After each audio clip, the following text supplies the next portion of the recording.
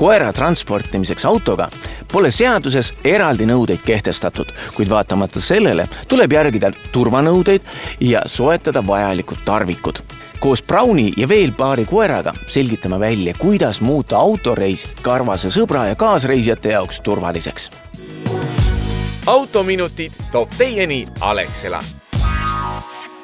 Eestis lemmiklooma sõidutamisel tuleb lähtuda veosetranspordi normidest ehk koer ei tohi takistada auto juhtimist, ohustada inimesi ega tekitada kahju.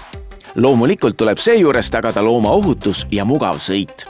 Euroopas koeraga ringi sõites võivad olla tingimused karmimad ja maade lõikes erineda. Koerad ei tohiks lahtiselt ja autos viibida. Liiklusõnnetuste kohal muutuvad nad väga suureks ohuks, kui ta seal ringi lendab. Samamoodi, kui inimestele kehtivad reeglid, et juht ei tohi segada, siis sama reegel peaks ka koeral kehtima.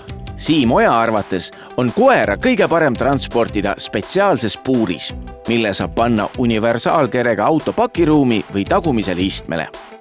Poodides müüakse plastikust transpordipuure, on olemas ka selliseid spetsiaalseid transpordipuure, mis on testitud, et nad vastavad nõuetele, nad siis ei aja kilde välja, nad ei pakivad, lähevad kokku nii palju, kui mingi lõikusõnnetus juhtub, annavad järgi, mitte ei viska pilpaid välja ja ei lähe katki, ei purune. Head puurid võib-olla ei ole traadispuurid, mis on mõeldud näitusteks ja reisimiseks. Nad on kergesti kokku pandavad ja lihtne tõsta, aga samas tuleb mõelda nagu selle peale, et mis selle puuriga juhtub siis, kui auto käib mitu korda üle katuse. Et kas siis see on siuke nagu metallist rägastik ümber koera, kuidas see sealt kätte saada, mis edasi saab? Oja sõnul pole vahet, kas on tegemist suure või väikese koeraga. Ühesugused reeglid kehtivad kõigile. Et ma ei jõua väikest koera kinni hoida, kui on kokkupõrge, isegi kui ta on mul süles. Ja suur koera ammugi mitte, aga suur koera keegi ei võta sülle.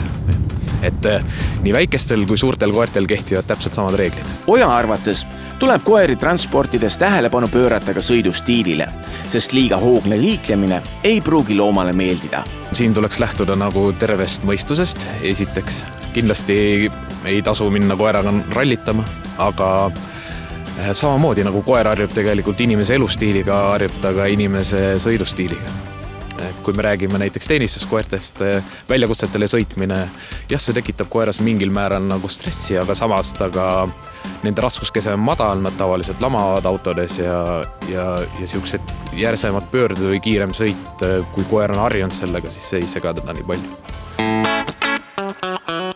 Telemees Kaidor Kahari terrierid Pipa ja Rufus naudivad autosõitu, kuid peremehe sõnul on koertele kehtestatud sanktsioonid. Millised need sanktsioonid välja näevad? Kuidas sa seisad hea oma koerte turvalisuse eest autos? Vangistamine. Et meil on 2 komplekti, et üks on siis selline konteiner, mis on siis sükene pesa, sa saad selle panna istme peale turvavööga kinni ja teine lahendus on siis selline traksi komplekt, mis käib siis kaela rihma küljest tavalise turvavöö külge. Pipa ja Rufus teevad silmad ette paljudele suguvendadele, sest on läbi elanud mitmeid seiklusi.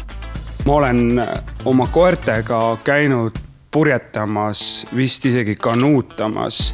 Me oleme laeva peal sõitnud, me oleme ühistranspordiga sõitnud, trammiga, trolliga, bussiga, et neile liikumine väga meeldib. Neile väga meeldib see, kui on mingi seiklus või mingisugune asi. Et kui nad saaksid, siis nad sõidaksid niimoodi, et aken on lahti, pea on aknast väljas, kõrvad lopendaksid ja kogeksid seda tuult, mis vuntsidesse puhiseb. Ja tegelikult koeraga koos reisimine ja autosõit on, kui seda nagu mõnusalt korraldada, et see annab nagu siukse ägeda feelingu ka. Muusika striimimise teenus Spotify koostas spetsiaalselt lemmikutele mõeldud playlistid, mis peaksid kodus või autos viibiva looma kiirelt maha rahustama. Enne muusikakogude loomist viidi läbi suurejooneline uuring. 69% vastajatest ütles, et nad on laulnud oma lemmikule ja 57% isegi tantsinud temaga.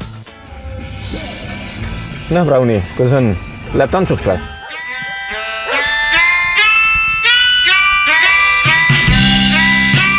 Mul on väga hea meel, et meil ei ole kaasas mõnda hamstrit või merisiga, sest ma ei tea, millist muusikat nemad armastaksid kuulata.